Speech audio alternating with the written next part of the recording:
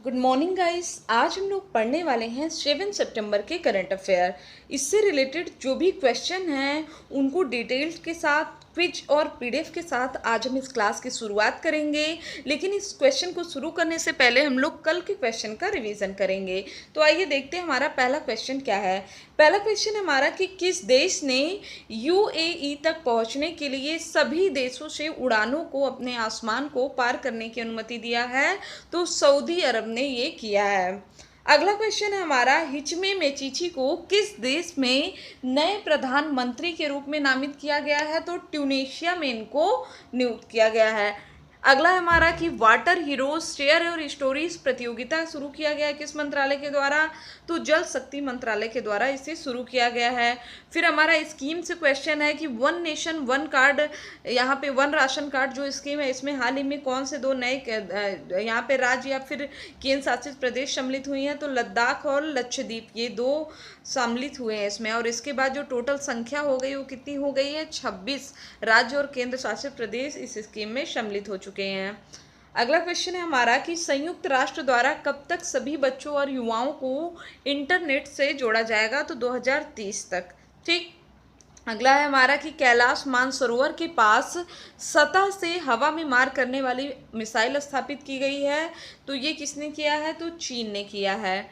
Next है हमारा कि नागरिक उड्डयन सुरक्षा ब्यूरो में पहली महिला महानिदेशक के रूप में किसे नियुक्त किया गया है, उषा पांडे को।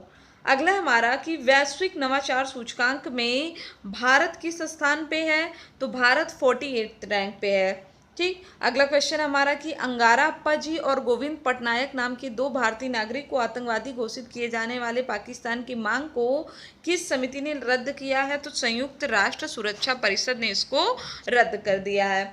अब हम लोग शुरू करेंगे आज का क्वेश्चन। और पहला जो क्वेश्चन है वो हमारा है किससे, ये इंटरनेशनल रिलेशन से है। सबको पता है एससीओ का आयोजन चल रहा है, संघाई सहयोग संगठन, और इसमें भारत को किसने रिप्रेजेंट किया है, हमारे रक्षा मंत्री हैं राजनाथ सिंह, उन्होंने। ठीक है। इसके लिए ये 3 दिवसीय मॉस्को के दौरे पर गए हैं। और मॉस्को कहाँ पे है, रशिया में है। ठीक। इस दौरे में इन्होंने क्या किया है कि भारत और रूस ने एक अत्याधुनिक हथियार AK-203 राइफल बनाने के लिए, अब भारत में जो ये राइफल बनाया जा सकता है, इस समझौते के अंतिम रूप को फाइनल कर लिया। तो क्या ये सही है, बिल्कुल सही बात है। अब जो हमारा AK-203 राइफल है ये AK-47 का नवीनतम रूप है। आप सभी को पता है AK-47 की कितना ज़्यादा चर्चित रहा है। ठीक। तीसरा ये है कि इसके साथ साथ रशिया ने एक स्टेटमेंट दिया है कि वो पाकिस्तान के साथ जो उसकी नो आर्म्स सप्लाई की पॉलिसी है उसको जारी रखेगा। ठीक है। तो रूस देखिए शुरू से ही भारत का एक मित्र राष्ट्र रहा है। इसके अलावा अगर हम लोग बात करें कि भारतीय संविधान जिसे हम लोग मिली जुली खिचड़ी की संज्ञा देते हैं, तो उसमें जो मूल कर्तव्य है वो कहाँ से लिया गया है, रशिया से लिया गया है। ठीक है। और जब हम लोग ट्रिक याद करते हैं तो उसमें ऐसे ही याद करते हैं कि भारत की मदद करना रूस का मूल कर्तव्य है, और इसी तरीके से मूल कर्तव्य लिया गया है रसिया से। ठीक। तो यहाँ पे राइट आंसर क्या हो जाएगा, ABC तीनों सही है। तो राइट आंसर क्या है, option number 4 is the right answer. देखते हैं इस क्वेश्चन के डिटेल के बारे में। 2 चीज़ें याद रखिएगा कि यहाँ पे अब जो AK-203 राइफल है ये भारत में भी निर्मित होगी बड़े पैमाने पे, और ये AK-47 का ये नवीनतम और उन्नत रूप है। ठीक है। जो किसकी जगह लेगा, इंसॉस राइफल की जगह लेगा। बात आती है मैन्युफैक्चरिंग किसके तहत होगी, तो संयुक्त उद्यम भारत रूस राइफल प्राइवेट लिमिटेड के तहत इसको बनाया जाएगा। इसकी स्थापना आयुध निर्माणी बोर्ड और कलाशनिकोव कंसन तथा रोशबोनेक्सपोर्ट के बीच हुई है। अगर मैं आपको बता दूं तो यहाँ पे मैंने आपको पहले ही बता दिया है कि रूस की कैपिटल मॉस्को में ये हिस्सा लेने पहुंचे थे हमारे रक्षा मंत्री 2 सितंबर को। फिर है हमारा कि G20 विदेश मंत्रियों की बैठक में अध्यक्षता किस देश ने लिया है। तो यहाँ पे इस इमेज को देखने से आपको क्या लग रहा है कि ये वर्चुअल मीटिंग है। ठीक है। तो इस वर्चुअल मीटिंग में अध्यक्षता किस देश ने किया है, सऊदी अरब ने इसकी अध्यक्षता किया है। ठीक। अब हुआ क्या है इसमें, किस मतलब मुख्य विषय क्या रहा है, तो कोरोना महामारी के दौरान सीमा पार अंतर्राष्ट्रीय सहयोग को मजबूत करने पर चर्चित रहा है ये पूरा मुद्दा।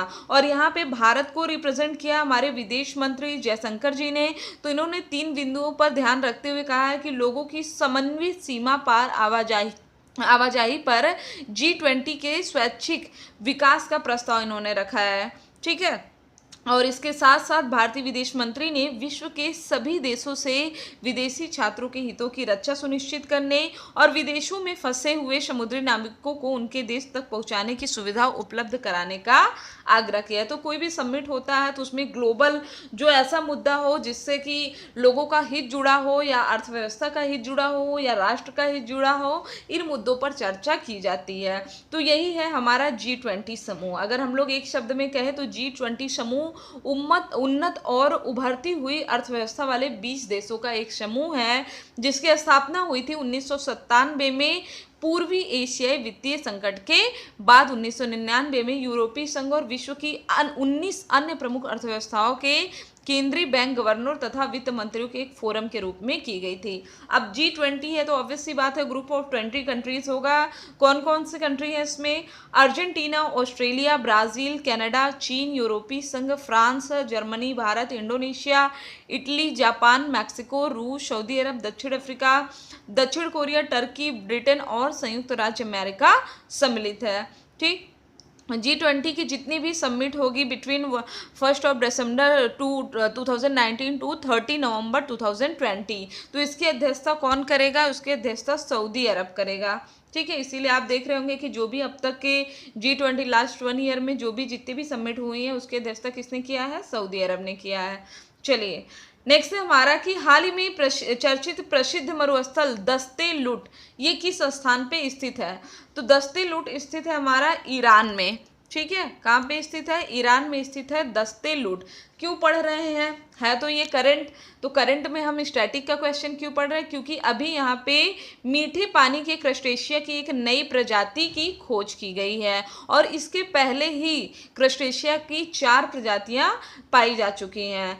ठीक है, तो ईरान में इसकी खोज की गई है। तो ईरानी संरक्षण के जीव विज्ञानी हादी फहीमी के सम्मान में इस नई प्रजाति का नाम क्या दिया गया है, फोलोक्रिप्टिस फहीमी।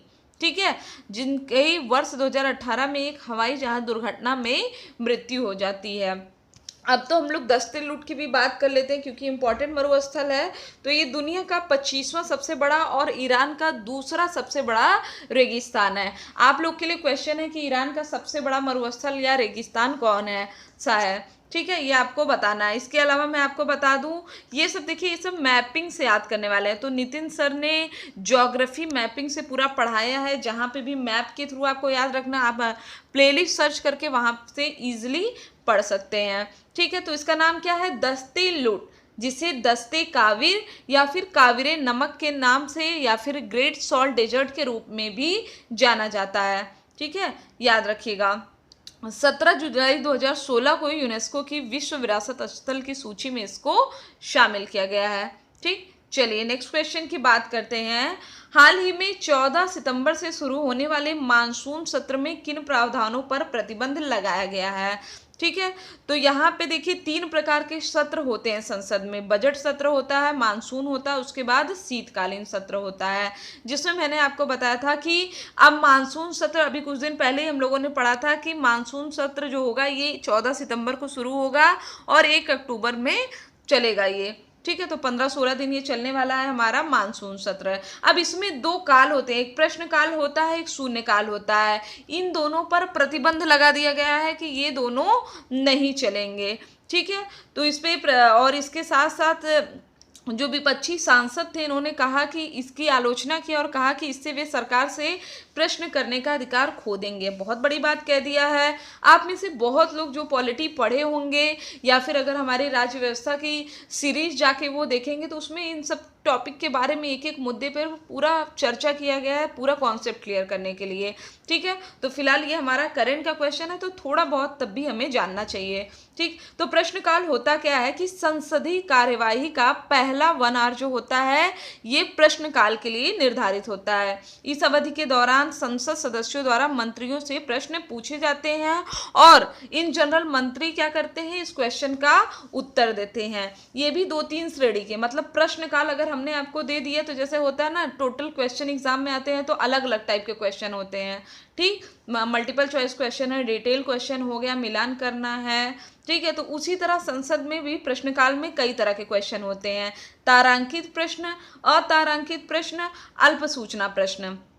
क्यों कैटेगराइज किया गया, क्योंकि ये जो टाइमिंग रखा गया ना, ये टाइम बहुत कम है, तो इसमें प्रायोरिटी लेके क्वेश्चन पूछने की विधि है। तो तारांकित प्रश्न ये होते हैं ऐसे प्रश्न जिसका उत्तर मंत्री मौखिक रूप से दे देता है और इन प्रश्नों पर अनुपूरक प्रश्न पूछे जाने की अनुमति होती है। अतारांकित कौन से होते हैं, जिसका उत्तर मंत्री द्वारा लिखित रूप में दिया जाता है और यहाँ पे अनुपूरक प्रश्न पूछने का अवसर नहीं मिलता है।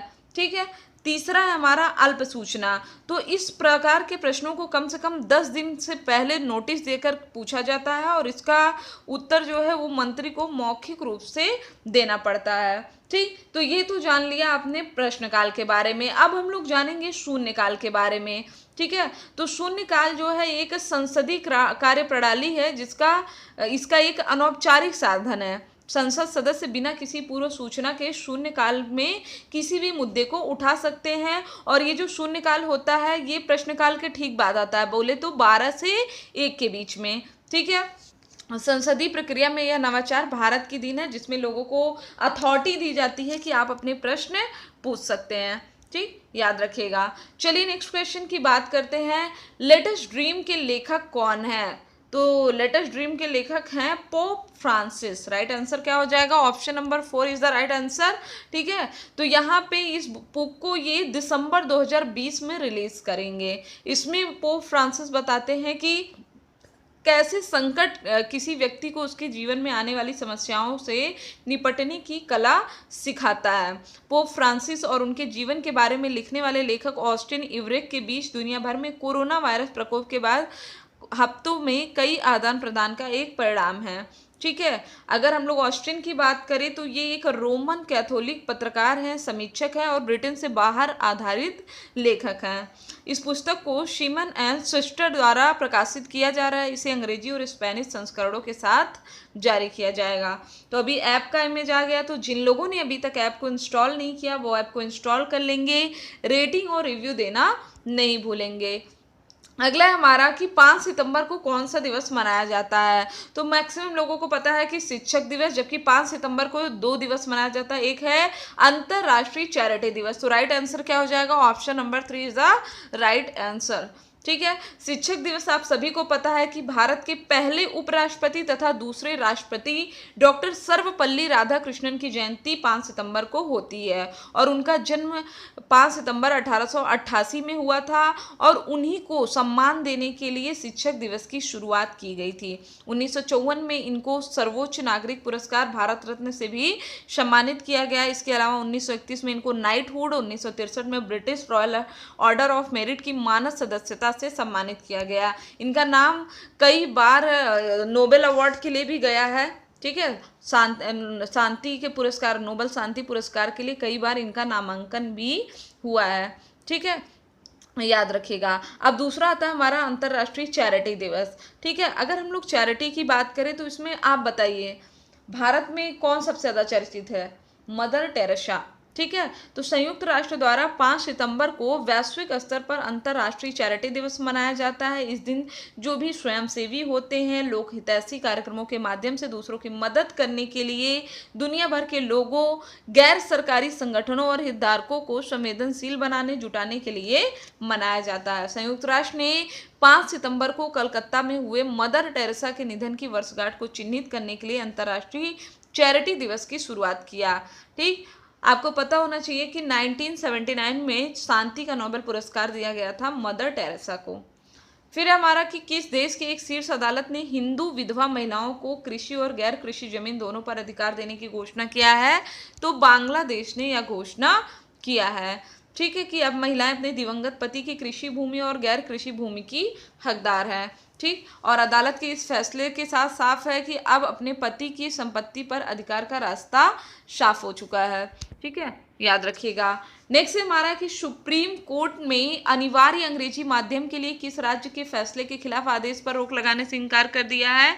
तो सुप्रीम कोर्ट ने आंध्र प्रदेश की इस पिटीशन पर यहाँ पे रोक लगा दिया है। इससे पहले जगन मोहन रेड्डी के नेतृत्व वाली आंध्र प्रदेश की सरकार ने अंग्रेजी 2020-21 के शैक्षणिक वर्ष से 1 से 6 के सरकारी स्कूल के छात्रों के लिए माध्यम बनाने की बात किया था। ठीक, अगला है हमारा वर्चुअल रूप से आयोजित 5वीं ब्रिक्स संस्कृति मंत्रियों की बैठक में भारत का प्रतिनिधित्व किसने किया है? तो प्रहलाद सिंह पटेल ने किया है, जो कि हमारे केंद्रीय संस्कृति एवं पर्यटन राज्य मंत्री स्वतंत्र प्रभार हैं। ठीक, 3 सितंबर को वर्चुअल रूप से इसका आयोजन हुआ है। और इसमें जो बातें की गई हैं उसमें है कि वर्ष 2021 के अंत तक ब्रिक्स अलायंस ऑफ म्यूजियम के तत्वाधान में साझी विषय वस्तुओं पर एक डिजिटल ऑनलाइन प्रदर्शनी की मेजबानी करने की संभावनाओं को खोजना है।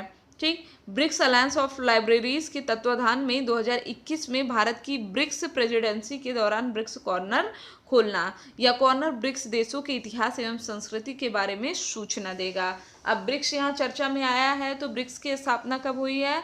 2009 में, और पहला सम्मेलन हुआ है रशिया में। अंतिम रूप से ब्रिक्स में कौन जुड़ा था?